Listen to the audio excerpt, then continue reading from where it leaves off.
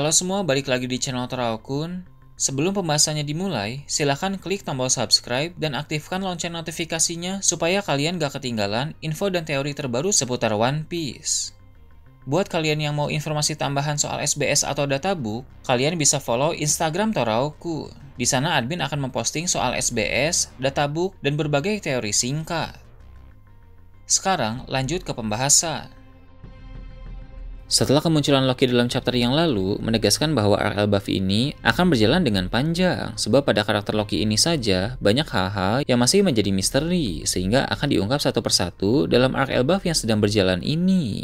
Elbaf akan menjadi arc yang sangat besar, bahkan masing-masing dari bajak laut Tobi Jerami juga akan mempunyai panggung mereka masing-masing, sehingga semuanya memiliki aksi yang heroik. Beberapa aksi dari mereka memiliki kemiripan dengan para legenda pada masa lalu, sehingga petualang mereka di Pulau Elbaf akan membuat bajak laut Tobi Jerami menjadi calon-calon legenda baru. Loki pernah mendengar soal ramalan ini dari salah satu tetua Elbaf. Jika kita ingat dulu, di Pulau Manusia Ikan juga ada Madame Charlie yang pernah meramalkan soal hal mengerikan yang terjadi di Pulau Manusia Ikan. Nah, di Elbaf ini juga ada seorang tetua yang bisa melakukan hal yang sama. Dia meramal bahwa tak lama lagi, hal yang mengerikan akan terjadi di Pulau Elbaf. Insiden itu disebut sebagai Ragnarok, dan kehancurannya sangat masif sehingga penduduk Elbaf saja tidak bisa mengatasinya. Dalam ramalan itu, muncul siluet dari bajak laut Tobi Jerami, sama seperti saat Madame Charlie meramal juga ada siluet Luffy. Itu berarti kedatangan bajak laut Tobi Jerami dan aksinya di Pulau Elbaf sudah diramalkan sejak lama. Bahkan Loki sendiri pun sudah tahu soal hal itu. Hanya saja, karena saat ini mata Loki masih ditutup oleh perban, dia tidak bisa melihat wajah Luffy dengan jelas. Beberapa isi ramalan itu merujuk ke masing-masing dari bajak laut Tobi Jerami. Untuk Luffy, tentu dia akan melakukan hal yang sama seperti yang pernah dilakukan oleh Joy Boy pada zaman dulu. Seperti yang kita tahu, Elbaf berlokasi di wilayah bernama Warland. Menurut Loki, bangsa Elbaf telah melalui peperangan. Perang yang dimaksud di sini pasti bukan perang biasa, melainkan pertempuran dahsyat yang menjadi perang terbesar dalam catatan sejarah Elbaf. Sepertinya dalam perang tersebut, Elbaf berada di ambang kehancuran. Namun alasan utama mengapa Elbaf bisa terus bertahan karena mereka ditolong oleh Joy Boy.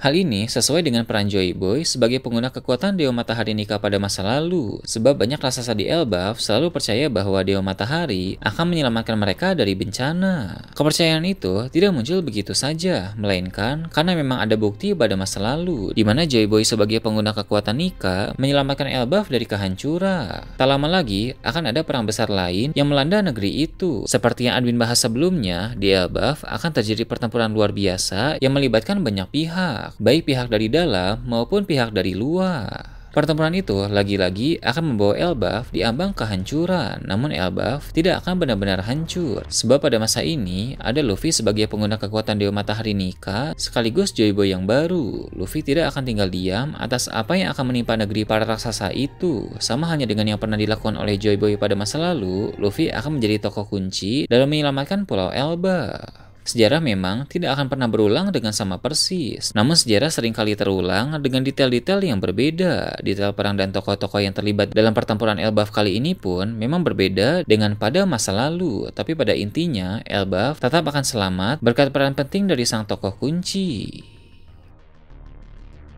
Kemudian ada Zoro yang akan melakukan hal yang sama dengan Ryuma. Seperti yang kita tahu, Ryuma adalah sang dewa pedang dari Wano Kuni. Pada masa lalu, dia telah melakukan berbagai aksi yang sangat luar biasa, sehingga namanya sampai saat ini menjadi sangat terkenal. Ryuma pun adalah satu dari sedikit orang yang mampu membuat pedangnya menjadi hitam permanen, alias Kokuto. Dari sekian banyak aksi Ryuma, yang paling terkenal tentu adalah aksi di mana dia menebas seekor naga. Di Elbaf ini, Zoro akan melakukan aksi yang tidak kalah hebat dari itu. Walau yang akan ditebas oleh Zoro bukan seekor naga, melainkan makhluk lain. Seperti yang kita tahu, Elbaf terinspirasi dari mitologi Nordik. Salah satu cerita menarik dari mitologi Nordik adalah tentang Jormungan, ular raksasa yang dikenal sebagai sosok Midgard Serpent. Dalam cerita One Piece, ular ini juga eksis, walau penggambarannya tidak akan sama persis dengan mitologi. Bila kita ingat kembali di Little Garden, saat Dory dan Brogy hendak melancarkan serangan gabungan bernama Hakoku pada ikan mas raksasa, mereka bilang tidak ada yang tidak bisa ditembus oleh serangan mereka, kecuali ular besar yang berlumur darah.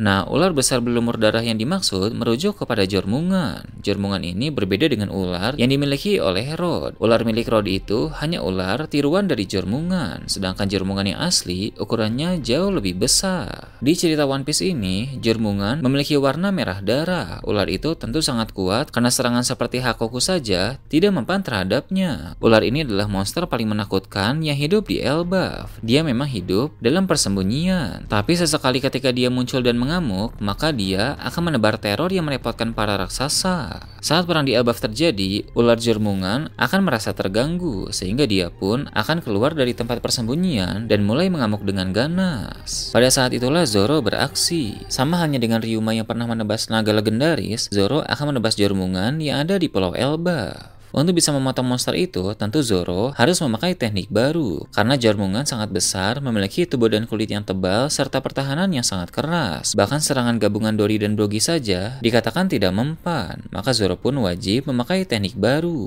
Tebasan yang Zoro pakai itu akan sukses membelah sang monster itu, sehingga para raksasa Elbaf pun tercengang ketika melihat aksi itu. Hal ini pun akan menjadi bukti bahwa teknik tebasan Zoro jauh lebih kuat dari serangan gabungan Hakoku milik Dori dan Brogy. Selain itu, ada ramalan juga soal Jinbei. Si manusia ikan itu akan melakukan hal yang mirip dengan perbuatan Fisher Tiger. Seperti yang kita tahu, Fisher Tiger pernah melakukan aksi heroik di mana dia memanjat Red Line untuk membebaskan para budak Tenryubito. Nah, di Elbaf, Jinbei akan melakukan hal yang mirip yang berkaitan dengan pembebasan orang juga. Kita telah melihat Rod memiliki kotak mainan berisi para manusia yang dia dapat secara random melalui burung peliharaannya. Rod pun mengaku sebagai Dewa Matahari. Apa yang dilakukan oleh Rod itu jauh berbeda dengan kisah Dewa Matahari Nika, sehingga Dewa Matahari yang menjadi sumber inspirasi Rod sudah pasti bukan Nika. Nah, inspirasi dari Rod ternyata adalah Loki. Dalam chapter 1130 yang lalu, Loki mengaku sebagai Dewa Matahari. Tampaknya ada raksasa tertentu di Elbaf yang juga percaya kepadanya. Salah satunya adalah Rod. Jadi, aksi-aksi jahat Rod sebagai Dewa Matahari palsu itu terinspirasi dari Loki. Mungkin Rod mengetahui bahwa Loki memiliki kotak mainan berisi para manusia, sehingga Rod pun melakukan hal yang sama. Namun, kotak mainan Loki jauh lebih besar daripada milik Rod, sehingga ada lebih banyak orang yang tinggal di dalamnya. Walau Loki telah ditahan selama bertahun-tahun, tapi kotak mainan itu masih ada dan diurus oleh teman-teman Loki. Sebab walau mungkin jumlahnya tidak banyak, tapi Loki juga masih memiliki teman-teman raksasa di Elba. Mereka tidak bisa menyelamatkan Loki yang ditahan, karena nanti mereka akan diserang oleh para prajurit di sana. Tapi setidaknya mereka bisa mengurus kotak mainan milik Loki, agar jika Loki bebas nanti, kotak tersebut dan isinya masih tetap aman. Dalam ramalan yang ada, akan ada momen di mana Jinbei melakukan aksi heroik untuk membebaskan orang-orang dari dalam kotak tersebut, mirip seperti Fisher Tiger yang pernah membebaskan banyak orang dari perbudakan di Mary Joyce. Terungkap juga bahwa dalam kotak mainan milik Loki itu ada Kid dan Killer. Jadi beberapa waktu lalu Kid dan Killer yang tenggelam diselamatkan oleh para anak buah Loki. Namun mereka bukan menyelamatkan demi kebaikan, melainkan hanya untuk menambah koleksi saja.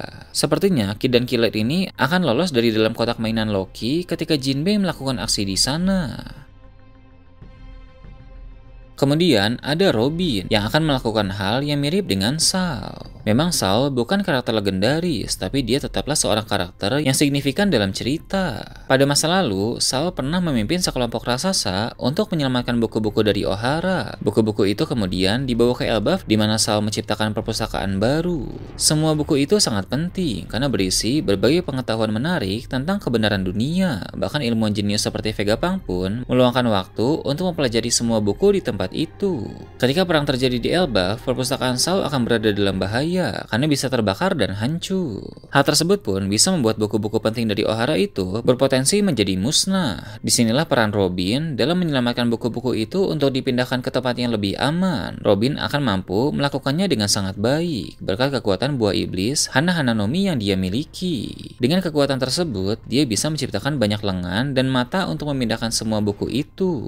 Dalam ramalan tetua Elbaf ini juga ada Usopp yang akan melakukan hal yang mirip dengan sosok legenda lain. Di negeri petarung seperti Elbaf, ada sosok pahlawan legendaris yang sangat dihormati. Dikatakan bahwa Usopp akan melakukan aksi yang mirip dengan sang pahlawan Elbaf itu, sehingga dia pun diakui sebagai prajurit pemberani seperti yang dia inginkan selama ini. Elbaf memang sangat penting bagi Usopp, sehingga wajar bila dia akan memiliki peran yang besar di pulau itu. Namun masih belum diketahui aksi apa sebenarnya yang akan Usopp lakukan itu, dan yang lebih penting lagi, belum jelas apakah aksi itu nanti benar-benar akan dia lakukan secara sengaja atau secara tidak sengaja, atau malah hanya kesalahpahaman belaka yang secara beruntung akan membuat Usopp disangka menjadi pahlawan. Ini sama kasusnya seperti Usopp yang dianggap pahlawan di Pulau Dressrosa. Itu adalah ketidaksengajaan karena Usopp yang membuat Sugar kaget, sehingga efek kekuatan Sugar yang merubah orang-orang menjadi boneka langsung menjadi pudar, sehingga orang-orang itu pun berubah wujud kembali seperti semula.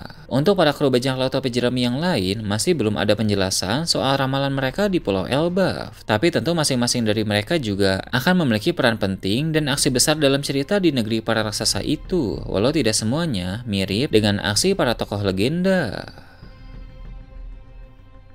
Nah itu tadi berbagai hal menarik pada chapter 1131. Gimana menurut kalian? Silahkan tulis di kolom komentar di bawah. Oke, segitu aja untuk pembahasan kali ini. Jangan lupa like, share, dan subscribe untuk video menarik selanjutnya. Gue Tora Akun, Shambles.